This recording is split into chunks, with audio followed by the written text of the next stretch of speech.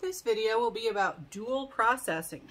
Dual processing, very simply, involves the ability to use two types of thinking, intuition and logic, right? We have to go back and forth, balance between the two.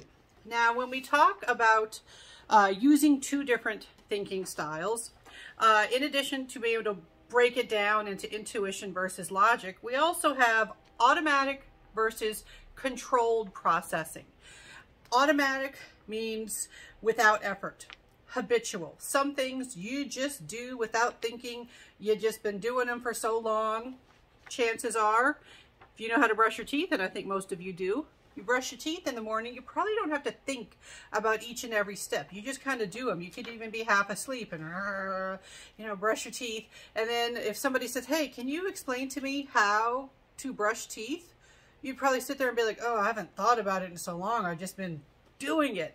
You know, things like driving a car, especially if you drive the same way to work or school every day, you may not even think about, well, where do I turn? Where do I turn left? Where do I turn right? You just go. And then if you have to explain to somebody else how to get there, you might have that moment where you're like, wait, I don't even know. Or you might have those days where you arrive and you're like, whoa, last thing I actually remember is leaving. I don't remember any of the stops along the way, but somehow I got here. How did that happen? It's because it's so habitual and so effortless, that you use your automatic processing and you didn't have to put much conscious effort into it. Now, controlled processing, that is the effortful, conscious processing that you have to do, where you have to slow down. You have to think about it. You have to remember what step is next. You might have to reason through one step in the process before you can move on to the next. You know, you often will use controlled processing when you're learning something new or you're working on something difficult. All right, so that's another duality that we have in our thinking systems. Now, one big name in the field, Daniel Kahneman, he won the Nobel Prize for his work on dual processing. And some of the ideas that we get from study of dual processing is this idea of cognitive load, all right? How much of your thinking, of your abilities, your efforts are taken up by a given task or something that you're trying to accomplish. It's the amount of information that our thinking systems can process at one time. Have you ever had those moments? It often comes during final exams week. You're just studying so much and something new just won't get in there because you've already crammed so much in your mind, or you're busy studying for finals and somebody calls you about something from work or a family issue or a romantic relationship issue and you're like, I don't have room for this right now. I'm full. It might be that you are up to your capacity on your cognitive load. You can literally be full. There's only so much you can process at a given time.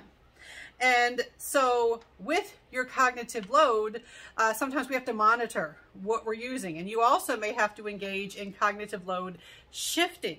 All right, you can smoothly switch back and forth between intuition and logic. So you can say, okay, I can use intuition, I can use quick, automatic type processing now, but now I need to switch to more careful processing because this is more difficult. You switch back and forth, and that's your cognitive load shifting. We actively manage this dual processing system. We try to be as efficient as possible and use the quick intuition as often as is possible typically. And we have to monitor, what situations call for what type of thinking, what type of processing. Now, another related concept is need for cognition. Do you like thinking? Do you value learning new stuff? All right. One thing I've noticed with students is sometimes I'll be going over topics, maybe even in a class like this, and somebody will raise their hand and they'll be like, do we need to know this? And that always surprises me. I say, well, why would I be talking about something if I don't want you to know it? And they'll say, no, do we need to know it for the test? Will this thing that you were talking about right now, will it be on our test? And I always wonder, well, why is that relevant? Because, hey, I got my PhD. I like learning stuff, especially stuff about psychology. So for me, I'm like, why would you not want to learn as much as possible? Aren't you interested? Aren't you fascinating in learning more things, becoming a more, knowledgeable person? Isn't that desirable? For some people, it's not. For some people, they're like, nah, I'm good. What do I need to survive? What do I need for functioning? All right, so I have a test in this class. What's on the test? All right, oh, I can apply this to my life. I don't care. I don't want that. All right, so some people are high or low in their need for cognition. And you do see big differences in people who go into particular areas. Like someone who goes into an academic area where they have to read all sorts of stuff. They have to, do all that extra work. They often have a high need for cognition. And, not a judgment or anything, just, because I have a high need for cognition, that doesn't mean that I'm judging anybody who doesn't.